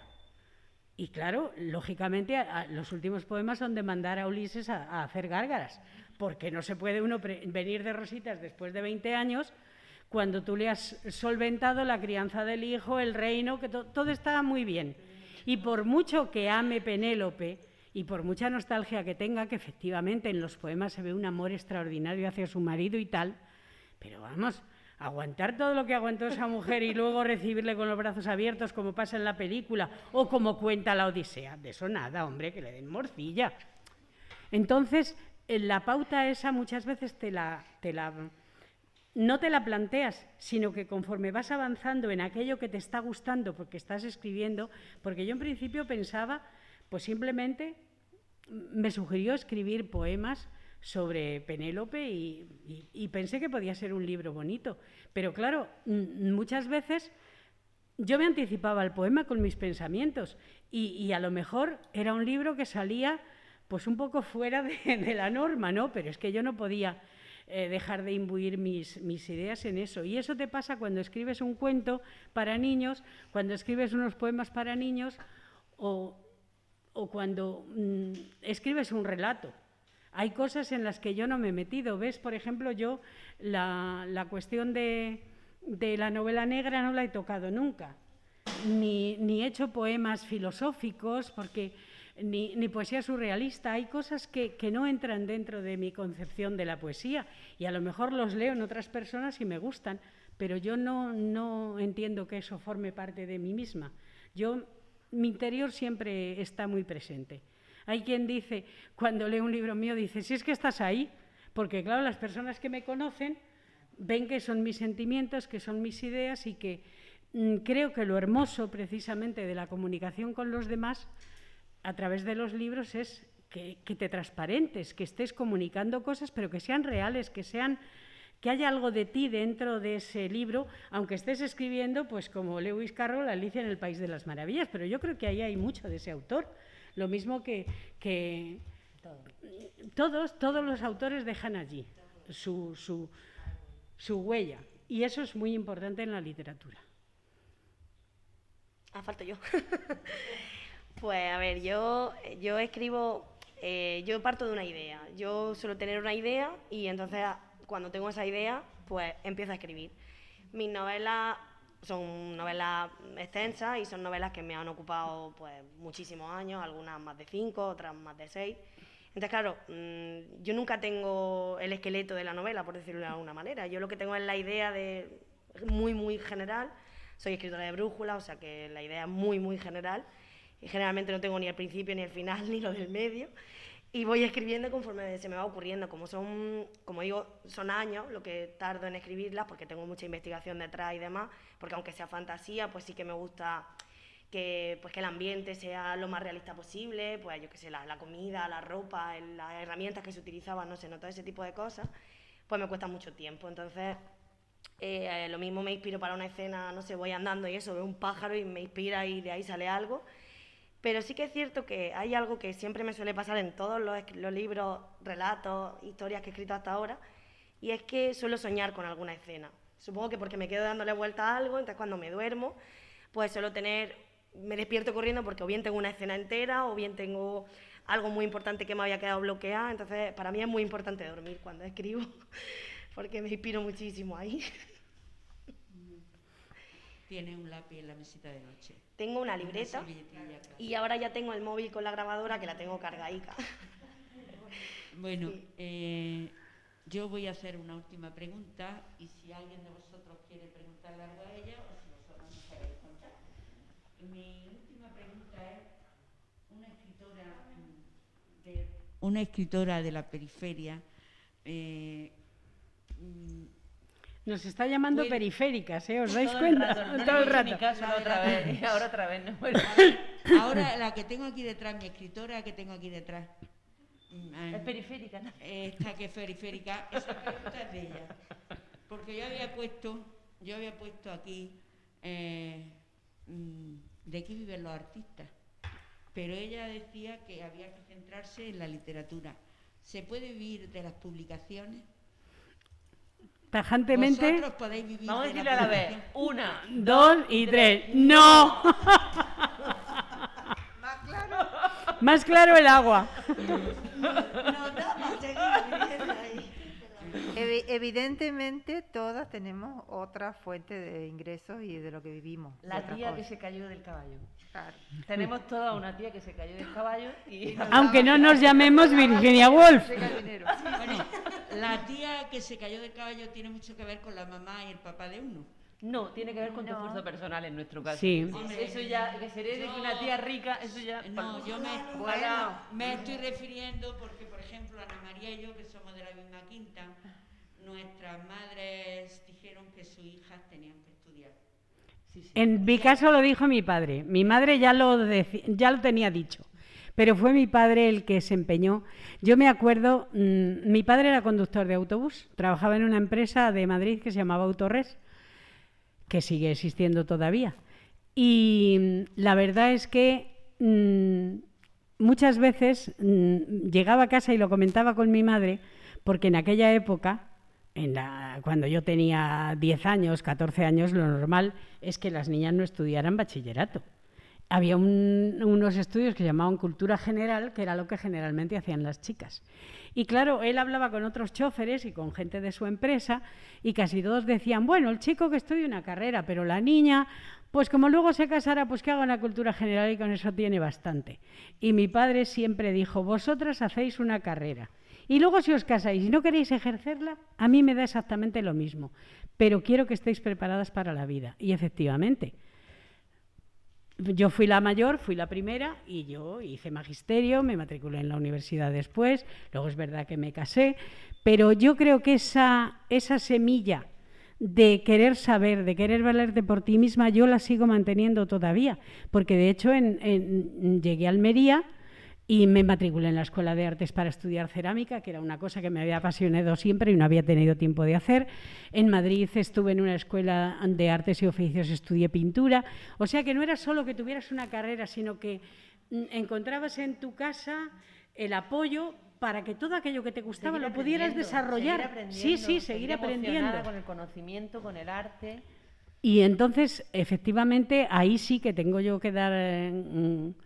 gracias a mi padre y a mi madre, por supuesto, porque mi madre también era una persona muy inquieta, que le gustaba muchísimo la lectura, que le gustaba la poesía. Bueno, de hecho, a mí me contaba, cuando yo era pequeña me recitaba todas las fábulas de Samaniego y de todos estos señores con moralina, que a mí me parecen ahora horrorosas, pero que entonces yo la escuchaba porque las recitaba también, las había aprendido ella en la escuela, te contaba romances, pues no sé, una mujer muy inquieta. Entonces, todo eso lo mamas, aunque no sea físicamente, y te va quedando un pozo dentro que te hace descubrir un mundo distinto de que si tu madre estaba viendo la televisión todo el día y, bueno, entonces no había televisión cuando yo era pequeña. La televisión llegó a Madrid cuando yo tenía 11 años, estaba en primero de bachillerato, no se me olvida en la vida. La radio se oía, sí, pero... Sí. Efectivamente. Bueno, Pero desde luego de la literatura no se vive. Todas hemos vivido de otra cosa. Lo que pasa que sí es agradable que te publiquen un libro, sí puede ser que tenga éxito y que a la gente le El estado guste. de la literatura, relación autor con editorial, en relación liquidación, eso nos llevaría Sí, bueno, eso un día sería entero. eso sería para Entero. hacer otra hacer un otra monográfico reunión. de ese tema, porque como lo abramos ese melón. Mar ha dicho algo que creo que sí tiene que ver con esto, y es el poco valor que se le da a la cultura, a lo que valen las cosas. Entonces, contratamos a quien sea un artista o un pintor y tenemos que pagarle. Y yo he llamado a vosotras 4 esta tarde y he dicho, bueno, pues venid, pero no he preguntado ni cuánto voy a pagar ni nada de lo demás. Entonces, nos estamos acostumbrando a que hay cosas que se hacen gratis, porque esto parece ser que como no hay cemento, se hace gratis y sin embargo no lo estamos valorando. Es muy Creo triste que en este país el arte en general no tiene ningún valor económico y al final es tu tiempo. Si yo puedo hacer esto toda mi vida y ir por los colegios o ser útil en la medida que yo he investigado y he sido capaz de crear textos, yo sería feliz y haría feliz a mucha gente y estoy segura que, como decía, haría carreteras más rectas, sobre todo para las niñas y para los niños, de lo que pasa. Pero no lo puedo hacer, No lo puedo hacer. ¿Por qué? Porque no hay nadie que le diga, te vamos a dar un sueldo, aunque sea pidiéndote una excedencia, y no lo puedo hacer. Y todo es gratis. Y en España la cultura te aprovechas de un amigo que monta vídeos para que te monte el vídeo. Te aprovechas de una amiga escritora para que vaya al colegio de tu niño. Te aprovechas. Al final, el verbo es aprovechar. Sí, porque pero porque tenemos esa cultura de... Y en Latinoamérica ya ni te cuento. Pero- no es la cultura anglosajona ni la germánica, no lo es. No, desde No, pero luego que además no. cuando vas a algún cole o a algún instituto, si encima dices que cobras o preguntas si te van a pagar, en algunos, no todos, pero en algunos se ofenden. Hombre, Sí, claro sí, que claro. se Y a lo mejor ofenden, te claro. quieren tener Bastantes que te 4 dejan horas ir y se ofenden bastantes porque que le te preguntan, dejan vale, ir. voy a estar 4 horas, no me importa, pero al menos cómprame un libro. Yo qué No, sé, claro, o te dice, algo. es que no podemos Y comprar libros de autores periféricos. No podemos, porque Algunos, nosotros no nos así, ponen pero los de algunos- Santillana, no, a mí me lo dicen, no, Sí, y o sea, no te iba a tenemos decir que- presupuesto ni para comprarte 5 libros, dejar en la biblioteca, que ya no es porque te Sí, llegue el algunas de euro esas por más libro son, que te sí. llega. Yo digo que este melón es que es muy complicado. Ya no es por el euro, si me llega de los 5 libros que me va a llegar 5 euros. Sí, evidentemente no es por eso, es porque ya que he venido, oye, Algo es algo, claro, que te claro. quede una novela en mi biblioteca, Que los no niños te luego tengan puedan que regalar yo leérsela. siempre, Que no tengas que tengan regalarte tú traer la siempre novela. biblioteca. No has traído una, dedícanosla, déjala aquí. O sea, en este país la cultura es gratis total y así nos va, Así que nos cada vez somos más incultos y nos interesan estupideces miles antes que las reales. Claro, porque Cierto. luego hay una fiesta en un pueblo y se pagan los cohetes, se paga la orquesta, se paga las flores de la procesión de la Virgen, en fin, Sí, sí, sí, claro, pero que se muy pague bien, también el pero trabajo, luego fantástico. resulta que se organiza un recital de poesía, van ahí 8 poetas a distraer a los niños o a distraer a los adultos amor al arte, y nunca los mejor. poetas lo tienen que hacer por Por amor al arte, sí.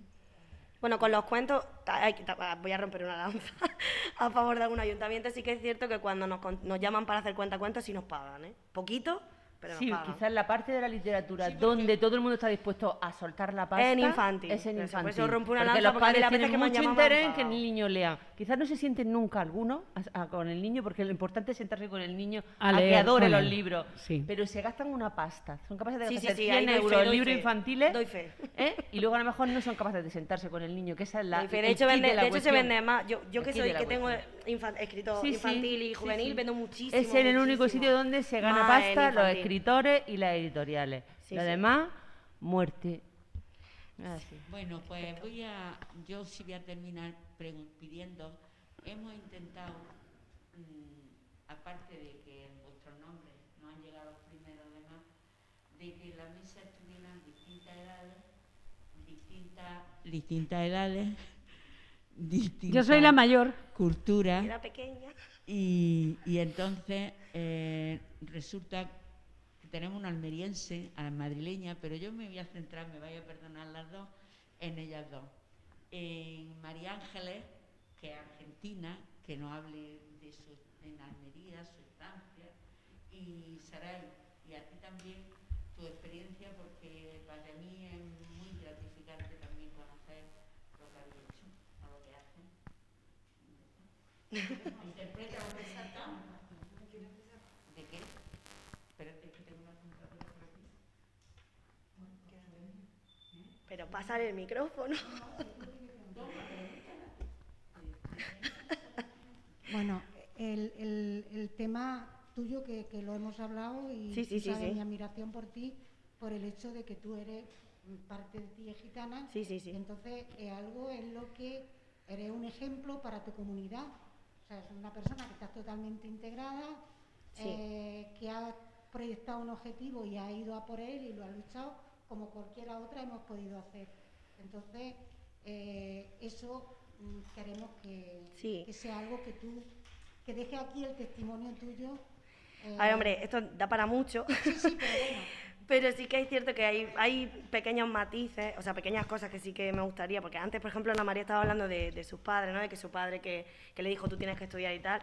Bueno, mi madre es un poco igual, ella no sabe leer, no sabe escribir, no ha estudiado, ella se casó con 12 años y, lógicamente, en la etnia gitana pues se casa muy pronto.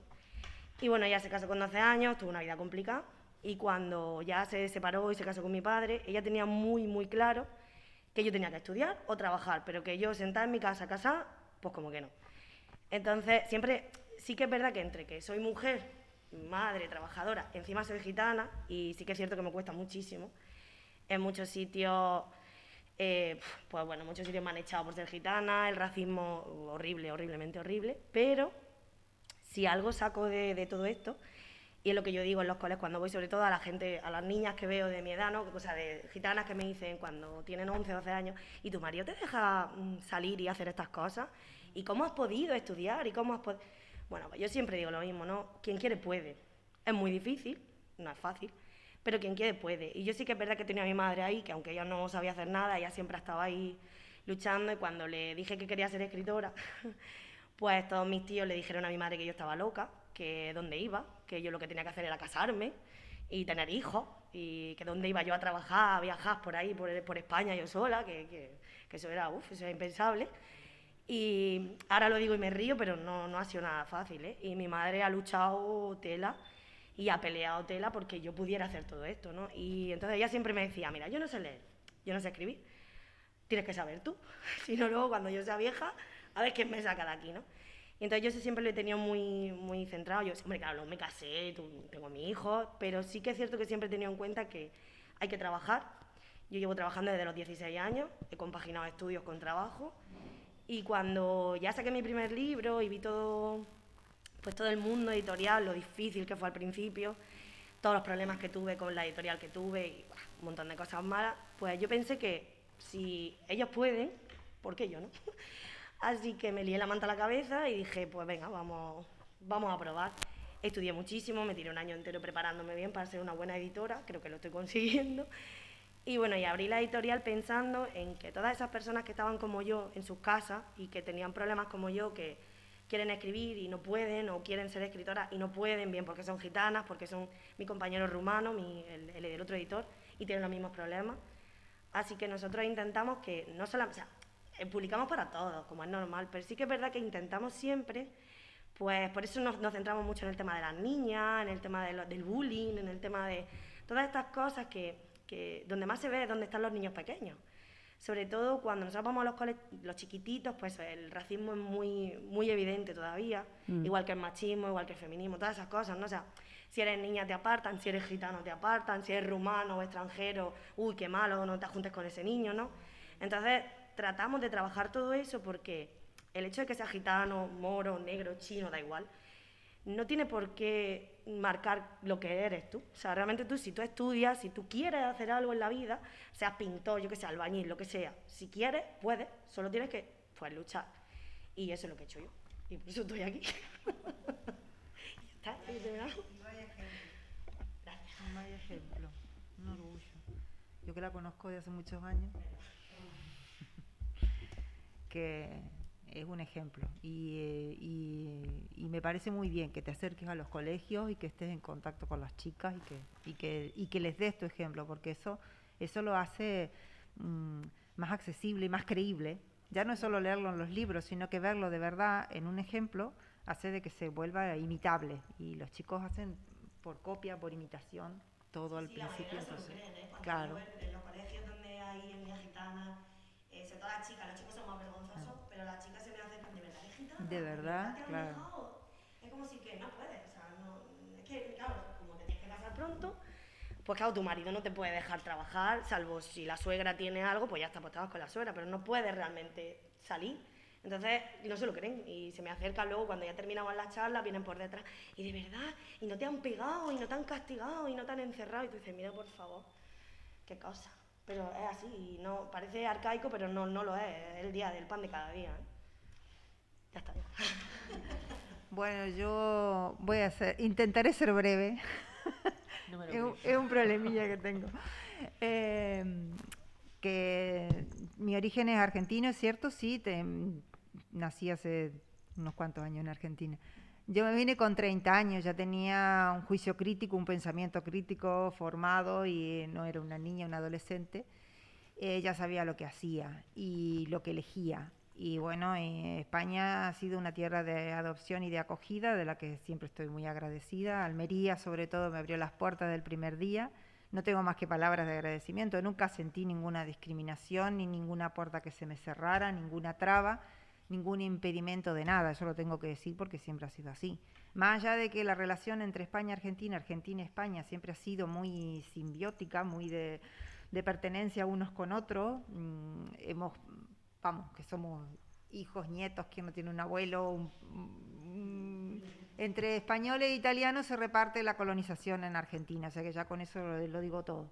Las grandes colonias de españoles y de italianos son las que han dado origen a la población argentina y bueno, y eso, si quieras o no, la cultura y la formación de la idiosincrasia de la gente prácticamente es muy similar, entonces yo no he sentido una diferencia en ningún momento, ni tampoco, más allá de cuidarme en algún vocabulario o tener que corregir alguna palabra de no poder, expresiones que no eran al uso, por regionalismo, por modismo, esas cosas, pero por lo demás no he tenido ninguna dificultad.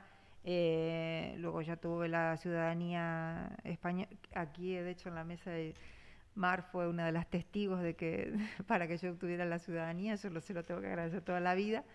Y eso también hace de que la integración que una persona tiene en la sociedad en la que se inserta, en la medida que tú te abres, pues puedes recibir, porque si tú vienes o vas a un sitio y no estás dispuesto a adaptarte a ese sitio, empiezas con mal pie. Tienes que poner de tu parte y ya luego todo se andará. Pero en definitiva creo que depende de cada uno el proyectarse o el crecer. Volvemos otra vez a lo del género. A lo mejor ser mujer es un condicionante que en mi caso ha tenido ha sido poco problemático porque yo no le he dado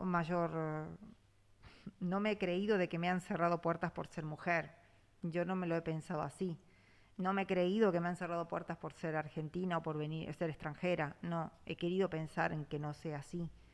Y así voy por la vida. O sea, yo no quiero... ¿Cómo puedo explicarlo? A ver, no quiero pensar de que ha sido una cuestión de pensar que me he sentido segregada. Para nada. Ahora he tenido, sí, ciertas trabas, pero yo supongo que también ella, por ser de la etnia gitana, ha tenido también sus inconvenientes y ha tenido que luchar contra eso. Y la valoro a ella por cómo ha salido adelante, porque a pesar de ser mujer, porque a pesar de ser de una etnia, ha salido adelante. Entonces yo, a pesar de ser mujer, a pesar de ser extranjera, argentina, he salido adelante. Tengo un cierto reconocimiento en una tierra en la que no es mi tierra, en la que no tengo mis afectos cerca, en la que no tengo a nadie que me haga un favoritismo o que me diga, mira, ¿por qué es hija de fulano? Venga, dale el puesto porque... No. Entonces, todas esas cosas que en una sociedad se notan y que las vive todo el mundo, A lo mejor ha sido un agravante, pero yo me he sentido totalmente adoptada por la tierra y muy cómoda y muy a gusto. Es más, desde aquí yo me proyecto hacia futuro, ¿no? Nunca estoy pensando, uy, si estuviera en mi tierra me hubiera relacionado más o hubiera hecho más, hubiera sido más exitosa. No va por ahí la cosa. Yo creo que el desarrollo personal lo mide cada uno. Y si lo puedes quitar del género y crecerte, seas mujer o seas hombre, porque lo importante es eso, es la condición, el límite te lo pones tú, si la sociedad te la va a poner al límite, el no ya lo tienes, la sociedad te lo va a marcar y los demás dirán esto lo puedes hacer, esto no lo puedes hacer. Lo importante es de lo que tú estés convencido, o cuáles son tus capacidades, hasta dónde puedes llegar. Como ella dijo, si se quiere puede, tienes que ser tú la que lleve la voz cantante. Bueno, pues ya lo que queráis contarnos, decirnos, porque... Tú como madrileña también puedes haber tenido algún problema, ¿no? Bueno, pues yo la verdad es que estoy un poco con vosotras. Aunque yo no soy gitana ni soy argentina, tengo familia en Argentina. 2 hermanas de mi madre, 2 hermanas mayores, se fueron en los años 30 a Argentina, se casaron allí y los primos, o sea, los que eran sobrinos de mi madre, vienen a visitarnos, ya se han casado, tienen nietos y tal, y de vez en cuando aparecen por Madrid. A lo mejor están viajando por toda Europa, ¿sabes? Pero aparecen por Madrid y los días que a lo mejor están en Madrid yo me escapo para verlos y darles un abrazo. Pero a mí a Almería la verdad es que vine en el año 1981. Vine además porque mi marido trabajaba en la central, trabajaba en Endesa y entonces le ofrecieron venirse de jefe de todo el servicio de exteriores de la central de Carboneras. La verdad es que no nos lo pensamos. A los dos nos encantaba el mar, a los dos nos encantaba el sol y mi marido vino, me acuerdo que en el mes de febrero, para ver cómo estaba Carboneras. Nuestra hija mayor tenía 13 años, o sea 12, tenía que empezar octavo. O no sé si... Sí, tenía que empezar octavo, porque octavo lo hizo en Roquetas, que era el destino que me dieron a mí como maestra. Y me llamó desde Carboneras, Carmen, ya sé que es tu pueblo, y yo adoro Carboneras, pero me llamó horrorizado. Dice, este pueblo es de tierra, no tiene las calles asfaltadas, hace un viento que parece que te lleva, no tiene instituto, no tiene ni supermercado, aquí no podemos vivir. Claro, estábamos condicionados a su trabajo en Carboneras y yo pedir una escuela en Carboneras o donde fuera, que yo pudiera seguir trabajando como maestra. Entonces ya, con lo que me dijo, dice, hay que pensar que no puede ser. Cuando se resolvió el concurso de traslados, a mí me dieron Roquetas de Mar. Pensamos incluso vivir en Roquetas, para yo tener la facilidad, pero entonces él tenía que añadir 20 y tantos kilómetros más para llegar a Carboneras todos los días al trabajo. Y al final decidimos partir por el medio y nos asentamos en Almería. Entonces cada día él se iba a Carboneras y yo a Roquetas. ¿No ha hecho ningún retrato de Carboneras que no fuera cierto?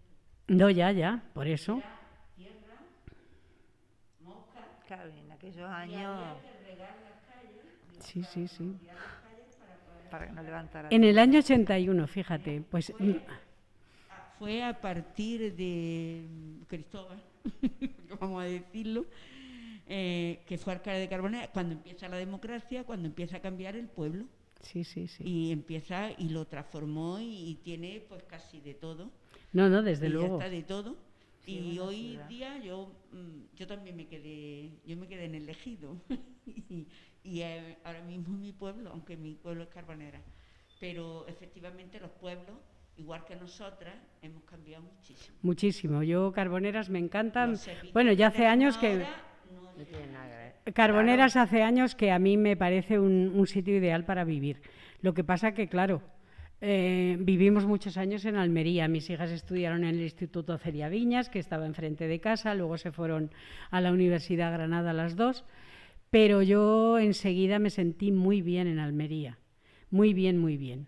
me brindaba unas posibilidades que en Madrid eran muchísimo más complicadas. A lo mejor a nivel de vida cultural sí echabas cosas de menos, no podías ir a tantas exposiciones, no podías ver teatro, había muchas limitaciones, pero la calidad de vida y la calidez humana de la gente que yo fui conociendo, José María Artero, Julio Alfredo Egea, la gente de la Escuela de Artes, compañeros de colegio, entre ellos Carmen, que nos conocimos prácticamente al año siguiente de estar yo allí, pues eso te daba una sensación de felicidad y de sentirte integrada que yo incluso no la he sentido en Madrid ya cuando vuelvo, a pesar de ser mi ciudad. Porque el Madrid en el que yo era jovencita, cuando me casé, era un Madrid de 2 millones de habitantes, donde lo abarcabas todo, donde disfrutabas de toda la vida cultural y de Madrid y conocías gente del barrio, Mi barrio está desconocido, yo ya voy a donde viví con mis padres toda la vida y aquel es un barrio raro, donde no hay más que tiendas de al por mayor, de chinos, ha desaparecido todo lo que era... Es cierto, todo lo que era el comercio de barrio, no conoces a nadie allí. Y vamos, de hecho compramos un piso en Madrid porque nos apetecía tener allí un asidero, a pesar de que mis hermanas se enfadaron porque tengo 2 hermanas allí, pero si puedes venir a mi casa y tal. Bueno, pues nos dio por comprar un piso y yo lo compré en un barrio distinto al que yo he vivido, un barrio con más árboles, más otro tipo de cosa, que está céntrico, pero porque está cerca del Retiro, pero que no era el cogollo ese de Madrid, que ya para mí es una cosa desconocida de la zona de los Austrias. Y la verdad es que siempre me he sentido en Almería muy bien, sin tener ningún problema ni de adaptación ni de nada. Me ha gustado el tipo de vida y sigo muy feliz aquí, la verdad.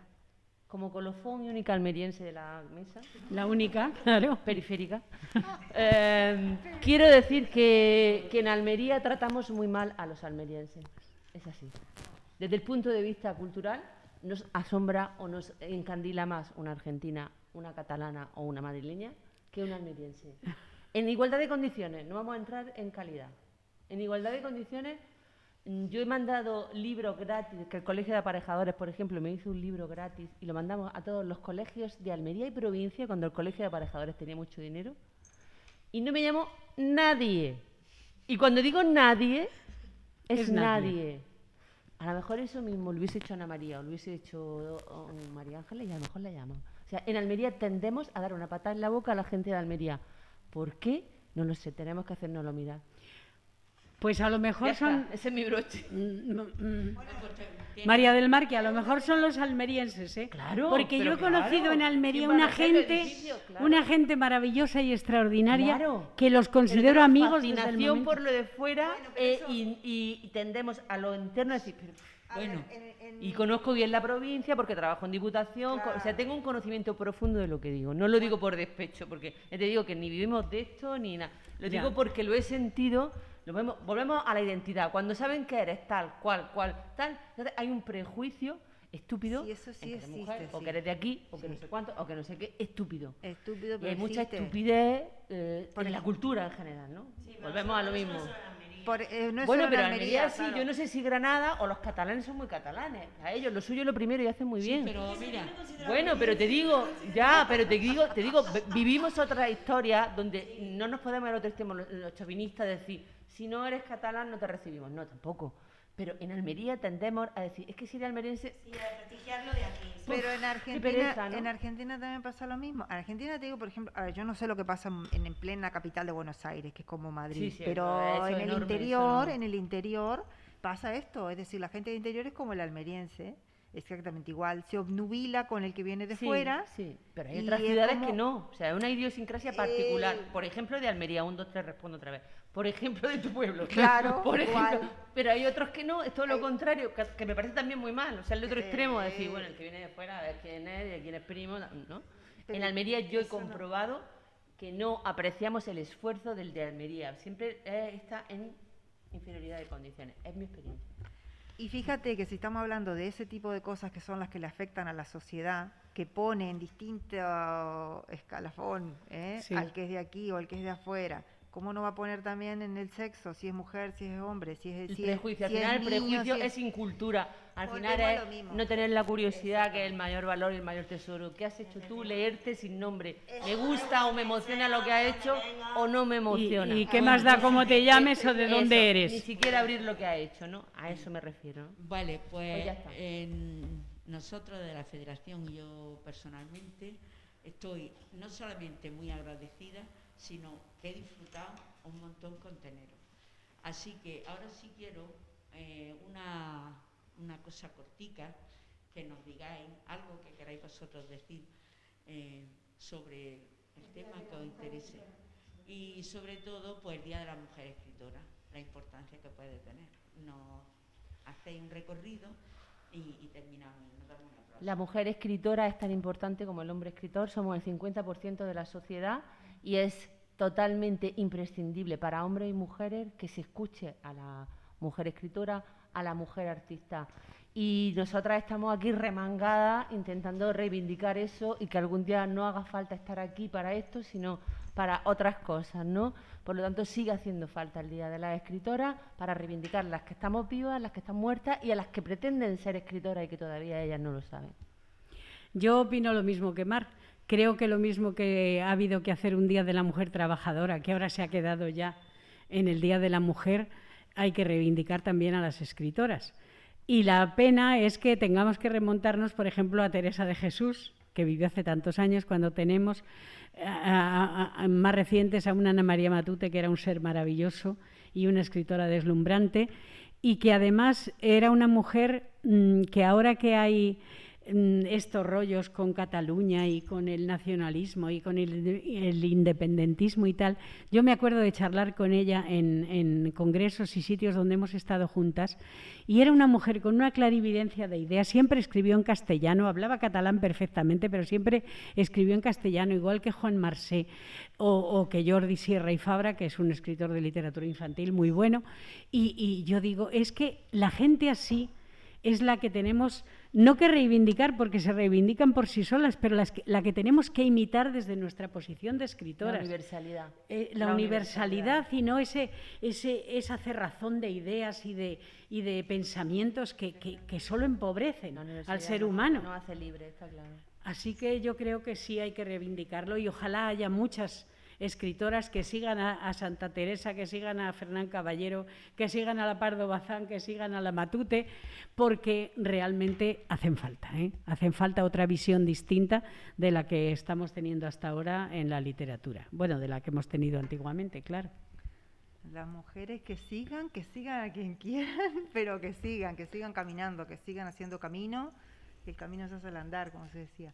Que ojalá no tengamos que hacer estas reuniones ni celebrar estos días especiales de las escritoras, ni todas esas cosas, porque entonces significaría que la sociedad ya ha comprendido de que somos el 50% y de que somos iguales y que no necesitamos estar demostrando nada. Lo que sí me gustaría es que a la literatura, de una vez por todas, narrativa, poesía, novela, cuento, todos los géneros habidos y por haber, se les quite el género de una buena vez. Se les quite el sexo, que no es porque sea hombre o que sea mujer o que sea mujer o que sea hombre. Que escribir puede escribir cualquiera, un niño, un anciano, un joven. Todavía los animales no escriben, pero en cualquier momento van a ser mejor que nosotros. Que de nosotros depende, de nosotros depende, de la sociedad que estamos haciendo hoy en día y de la que vamos a dejar. Que no podemos perder eso de vista, de que tenemos que quitarle de una vez por todas el género, el sexo, que sea hay buena literatura o mala literatura, pero no porque la escriba un hombre o una mujer o un hombre, indistintamente. Nada. Pues poco más puedo decir, solo que me reitero en todas las palabras que han dicho mis compañeras, que sí, que estamos muy orgullosas de estar aquí, que estamos muy orgullosas de celebrar este día tan importante, pero que es una pena que tengamos que celebrarlo y que en el futuro no haya que celebrarlo porque todos somos iguales, todos tenemos las mismas oportunidades y a todos nos consideren, como dice María Ángeles, buenos escritores, malos escritores, independientemente del sexo que tengamos. Ya está. Bueno, yo quería apuntar que no ha sido una pena. Hemos estado las cuatro aquí estupendamente juntas y hemos pasado muy bien y nos hemos visto. Así que bueno, hemos disfrutado y vais a quedar emplazadas para cuando nos quitemos la mascarilla, a ver si podemos celebrar el Día de la Mujer con mujeres escritoras.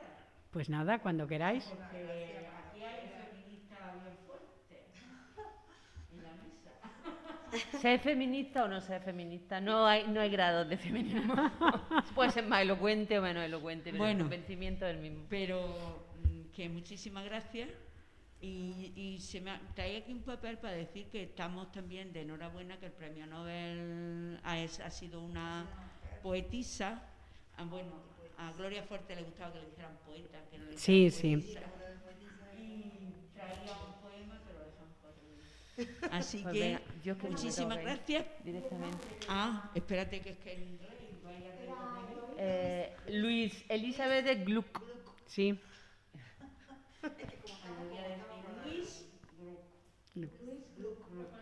Gluck.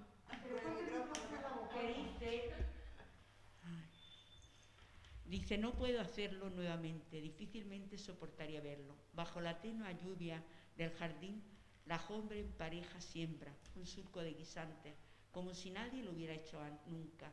Los grandes problemas todavía no han sido enfrentados ni resueltos. Ellos no pueden verse.